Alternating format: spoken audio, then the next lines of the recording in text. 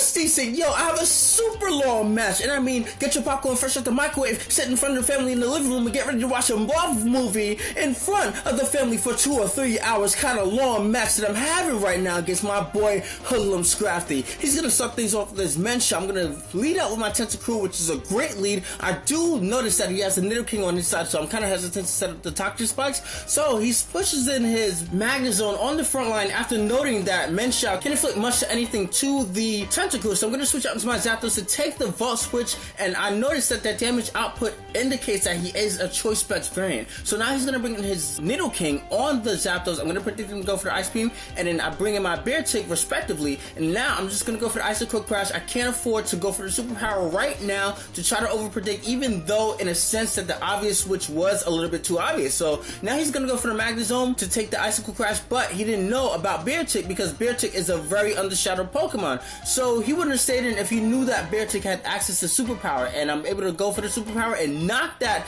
super threat early out of the match. So now in comes my Hitmonchan. I thought it was a little too obvious for him to go for the high jump kick, hence me thinking that he was gonna go for the U-turn. So I wanted my Hitmonchan to take it because I wanted to goad him into switching in his Gourgeist, so that if he went for the U-turn, his Gourgeist or Gyarageist would have came into play, tried to set up a Will-O-Wisp, and I would have set up a substitute because I'm a sub-Focus Punch, but I don't want to give that away too soon. I mean, it would be, I guess, a dead giveaway after you see the substitute, but the main factor was me blocking the Will-O-Wisp coming from a Ghost Pokemon onto a Fighting Pokemon, no less. So now in comes my Trevenant in response to him locking himself onto the high jump kick, and now I'm going to switch in my boy Tentacruel, and now he has Chansey, and this is the big thing that made this battle super long. So now I'm going to go for the Toxic Spikes to try to goad Nidoking to come into play, because as long as Nidoking is in play, I'm hindered from stalling him out a little bit, because I kind of want his Nidoking to be out of the way so that Chansey, since it's been revealed to be a cleric, would have more trouble, I guess, in a sense, like going for the aromatherapy, because like you're gonna be switching in and out, you know. So more or less, you're gonna eventually have to rely on your Chansey in order to replenish the status of all your Pokemon that you have in your party. And if you constantly keep switching in and out and stuff like that, all your Pokemon are gonna get poisons unless you still have the freaking Nidoking up there able to absorb the Toxic Spikes. So now he goes for the Shadow Sneak, surprisingly, and when I saw that, I was like, oh my gosh, could I live and go for the substitute? Because I went for the substitute, predicting him to go for the Will-O-Wisp that turn. So now I'm able to go for an Ice Punch, and I'm Iron Fist. Even though I'm impish, it's still gonna inflict a significant amount of damage onto the Gourgeist because it's super effective damage, not to mention that I am Iron Fist. And it's because I'm impish is why I was able to set up a substitute after taking the Shadow Sneak coming from the Gourgeist. So now I've inflict my first initial Ice Punch, not nearly enough to finish it off by itself, but coupled alongside with the poison damage is gonna prove more than enough for this Gourgeist to handle. So Gourgeist can get out of here, man, but a victory comes with a price because he's gonna be able to knock out my substitute. So now my Hitmonchan is exposed, but all I know is Gourgeist can get the hell out of here, man. Looking like an oversized bottle of moose piss. Get the hell out of here, man.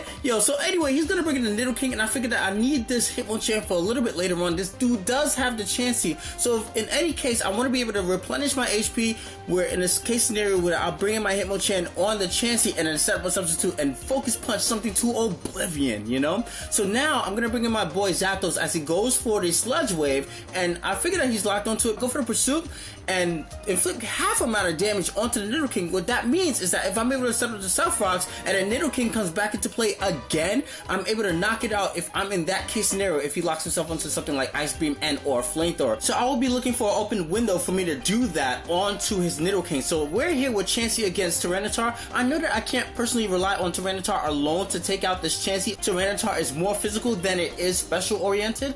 It's mixed. So I do have Ice Beam, I believe, on this one. I have a Fire Blast one, but I believe I bought the one with Stealth Fox, Pursuit, Stone Edge, and Ice Beam. So what I decided to do is I'm going to predict him to go for the Softboard, and in the sense that in the future, whenever his Chansey is in play again, I am going to, I guess, put it in a range where I feel like he's going to use Softboard before making moves that I want to make. So now I burn his Nidoking on the switch-in. I'm thinking that he's going to want to stay and go for the Ice Beam, hence my switch out into Tyranitar. So now in comes his Crawdon, him predicting me to bring in the Tyranitar just to see what I would do.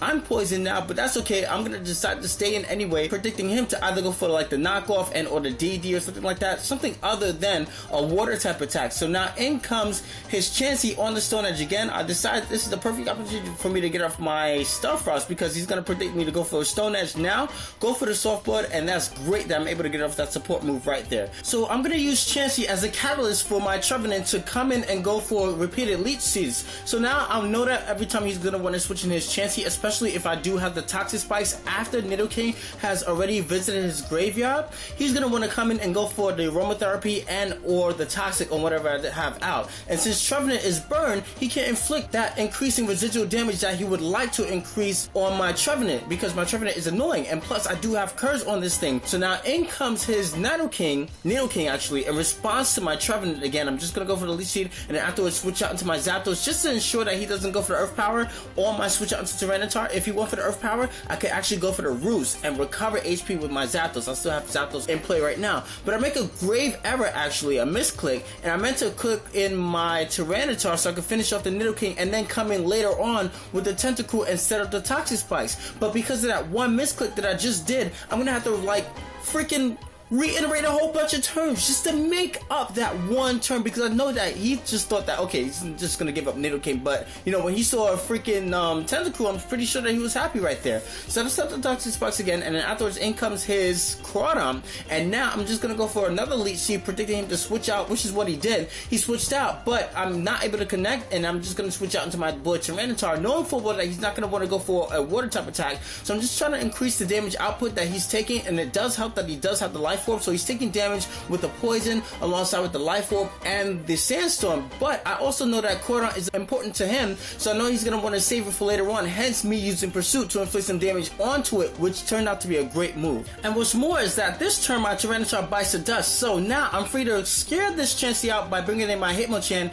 and then I'll go for an unprotected Focus Punch on whatever he decides to switch in. Now in comes this Cordon, is going to die from the entry hazards, and I hit nothing with my charged up Focus Punch. It's great. So now I'm trying to just gave away that I am a sub puncher, more or less, if you didn't suspect it early on when I used Substitute on his Gourgeist. So now in comes his Nidoking. As you guys did see, he's gonna die from the Bullet Punch, which was utmost important. As opposed to doing something like bringing in the Menshao and scaring me out, he brought in the Nidoking, and that was crucial because now that means instead of Menshao biting the dust, I don't have to worry about Nidoking absorbing my Toxic Spikes. So I'm free to set up my layer of Toxic Spikes, and the amount of turns that Chansey can act as a cleric onto the rest of his party is limited. So now he's going to be able to like go for the Aromatherapy again, but it doesn't affect anything because nothing on this party is affected by the poison as of yet. So I'm just going to go into Hitmonchan. My whole plan right now is to replenish as much HP as possible on his Hitmonchan. I wish earlier he did not hit me with the high jump kick. I would have been able to just come in and go for a Substitute repeatedly while he's just hacking away with using Seismic Toss while I set up repeated substitutes, because what that means is that the poison will accumulate on the Chansey,